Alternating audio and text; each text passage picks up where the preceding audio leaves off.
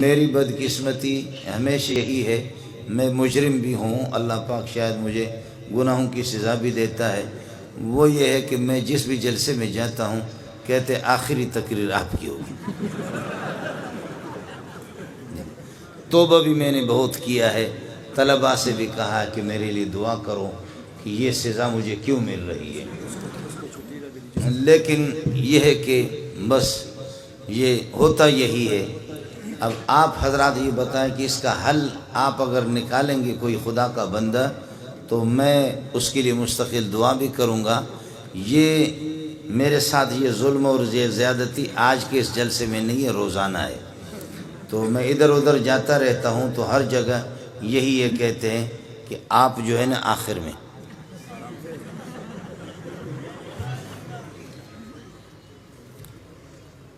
مولوی صاحب کو مذاقی تھا تو رات کافی بیت چکی ہے، اب 12:30 بج رہے ہیں، اور مولوی صاحب کو بیان مل گیا۔ یہ میرے عزیز ہے یہاں بیٹھے ہوئے مولانا نصیب صاحب، تو ہمارے ایک دوست ہے، عزیز ہے ہمارے، وہ بھی جو سینے میں بات ہوتی ہے اس کو باہر نکال دیتا ہے، چھپاتا نہیں ہے اس کو۔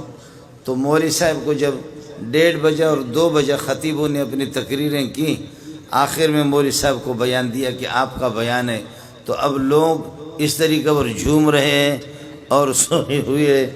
تو ایک آدمی نے اس قسم کا بم چھوڑا کہ خدا کی پناہ،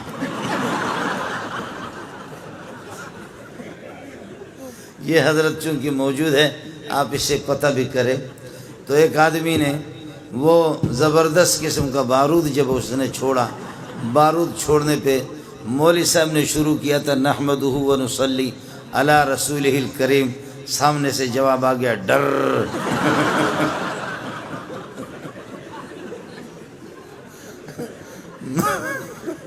مولوی صاحب چونکہ میرا عزیز ہے تو یہ حضرت بیٹھے ان سے پتہ کرو۔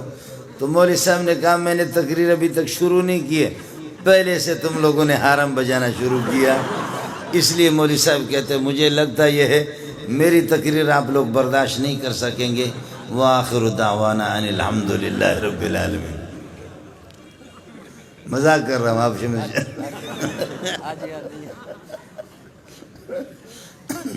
مولوی صاحب نے کہا خدا کی بنا بھائی مجھ سے تقریر نہ کرواؤ ورنہ حالات پاکستان کے خراب ہو جائیں گے، اور اس طریقے پر جو ہے نا پولیس والے غریب کس کو پکڑیں گے جب اس قسم کا سلسلہ شروع ہو جائے گا۔ تو اب تو میرے خیال میں آپ حضرات کی وہ عرب لوگ کہتے ہیں استرخاء مفاصل، آپ کے اعضاء بالکل جواب دے چکے ہیں، اور بالکل آپ اس طرح کندھے آپ کے بیٹھ گئے، کمر ٹوٹ گئی، گردنیں بھی جھک گئی ہے۔ تو اس موقع پر ایسی حالت میں آپ کو لے کر کے بیٹھ جانا اور مولوی صاحبہ کو تقریر سنائے یہ کسی طرح بھی ٹھیک نہیں ہے۔ گزارش ہے بھائی جان سے کہ دعا فرمائے تو تاکہ ہم چھٹی کریں، کیا خیال ہے آپ کا؟ اب رات کو ہم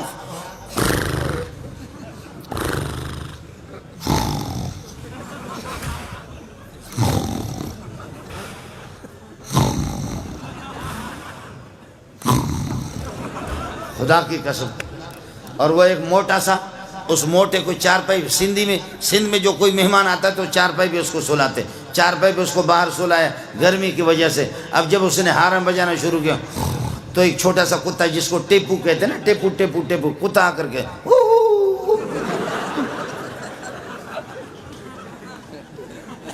اور پھر جب قاری صاحب پھر وہ حرم بجانا شروع کرتا کتا پھر بھاگ جاتا ہے، کتا پھر کچھ فاصلے پر جا کر کے پھر تھوڑی دیر کے بعد واپس آ کر، میں رحیم یار خان میں تھکا ہوا تھا، کئی دن جلسے کرتے کرتے کرتے کرتے تھک گیا۔ ایک موٹا سا قاری صاحب، اس کو بھی میرے کمرے میں سلائے، ایئر کنڈیشن۔ محترم صاحب نے کہا کہ میں نے کہا یار کئی دن سے تھکا ہوں، سفر میں نے آرام نہیں کیا، رات کو 2 بجے 3 بجے کے ٹائم پر آرام کرو۔ قاری صاحب نے وہ قرات شروع کی، خدا کی پناہ، وہ اس نے قرات شروع کی، 7 اشرہ سے ہٹ کر کے 21 اشرہ چل رہا تھا، وہ 7 اشرہ بھی نہیں تھا، 21 اشرہ تھا۔ میں وہاں سے اٹھا، جا کر کے محترم کے دروازے کو میں نے کھٹکھٹایا، محترم غریب باہر نکلا، قمیص اس کی نہیں تھی، بنین پہنے ہوئے تھے، کہنے لگے کیا قیامت آ گئی؟ میں نے کہا یہ قیامت تو میں نہیں جانتا، یہ قیامت سے کم نہیں ہے۔ تم جاؤ کمرے کے اندر اس کو دیکھو۔ محتمی بڑا ہوشیار تھا، اس نے اپنے موبائل چالو کر کے لے جا کر کے اس کے قریب رکھا۔ میرے لیے وہاں سے اس غریب نے کوئی چارپائی مارپائی کہیں سے نکالا، ایئر کنڈیشن والا کمرہ مجھے نصیب نہیں ہوا، اس نے باہر کوئی چارپائی نکالی، وہاں پر کوئی مچھردانی لگائے اور کوئی پنکھا لگایا، ادھر پھر یہ کہ میں سو گیا۔ اس نے ٹیپ کر دیا اور ٹیپ کر کے صبح کو قاری صاحب کو میں نے کہا قاری صاحب نے بھی، اس نے بھی 2 شادیاں کی ہوئی تھی، میں نے کہا قاری صاحب خدا کی قسم تمہاری بیویاں اگر نماز بھی نہ پڑھے تب بھی جنت میں جائیں گے۔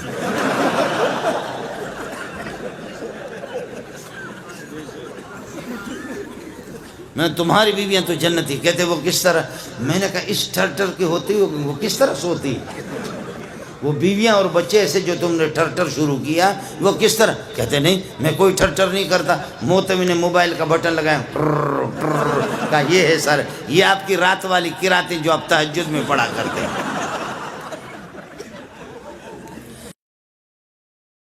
آج بھی آپ دیکھو ہمارے شیاطین کو، عمر کا نام لے لو، اور آپ کو یہ بتاؤں جن کو احتلام ہو رہا ہے وہ یہ کر دیں رات کو والسماء والطارق پڑھے، والسماء والطارق کے بعد قلم کی ضرورت نہیں، اپنے ہاتھ سے ادھر لکھو عمر لکھو، اور یہ کہ اپنے ناڑے کو مضبوط باندھ کر کے شلوار کے اندر کرو۔ آپ کو احتلام ہو گیا تو مولوی منظور کو فون کر لینا، کبھی بھی احتلام نہیں ہوگا، شیطان ان پر چڑھتا ہے۔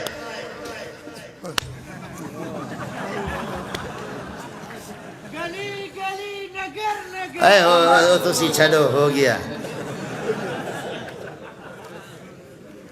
کر کے دیکھ لینا۔ میں برطانیہ میں نہیں رہ رہا ہوں، فرانس میں نہیں رہا ہوں، اسی ملک کے اندر رہ رہا ہوں، اسی ملک میں رہ رہا ہوں۔ ایک ظالم نے، اس خبیث نے شین یا عین و ہا، سمجھ میں گئی نہیں؟ شین یا عین و ہا، اس نے 2 گدھے رکھے اور خود ہی گدھا لیکن 2 گدھے رکھے۔ اس ظالم نے، اس خبیث نے ایک گدھے پر لکھا ابو بکر اور دوسرے گدھے پر اس نے لکھا عمر۔ اڑے چھوڑ، دوسرے پر اس نے لکھا عمر۔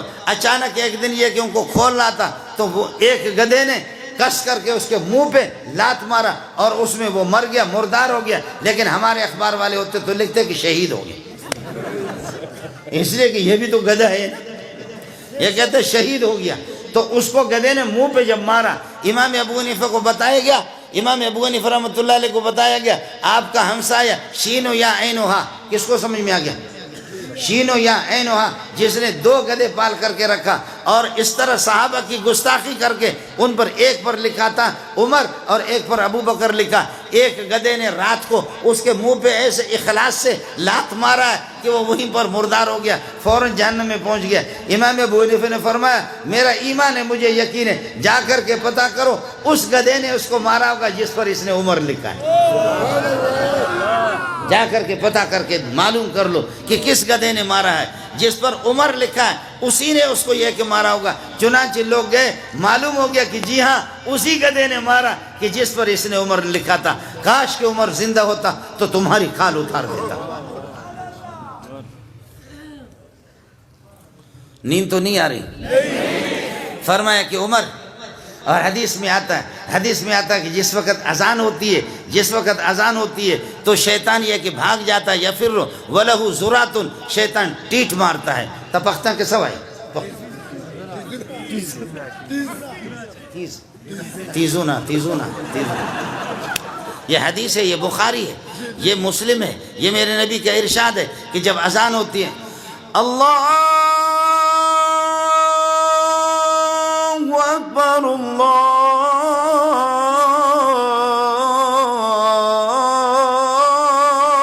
اکبر، جب یہ اذان ہوگی نا